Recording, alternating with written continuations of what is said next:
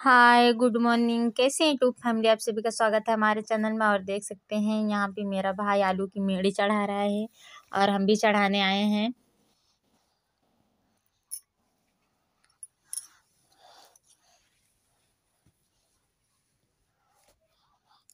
और यहाँ पे हम लोग ना आलू की मेड़ी चढ़ा रहे हैं। और यहाँ पे मेरा बेटा गन्ना के पीछे परेशान है।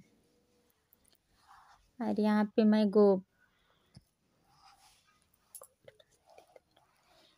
गोबर उठा रही थी तो मेरा भाई वीडियो बना रहा था।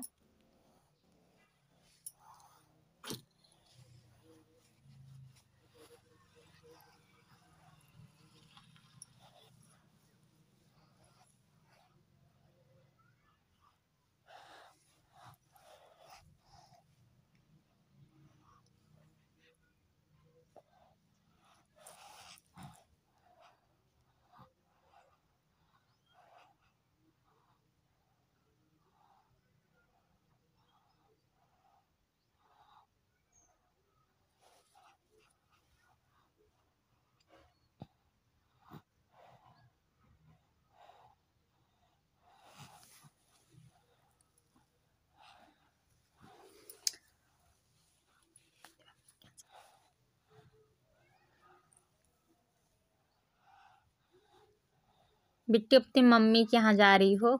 मामा के यहाँ जाओ।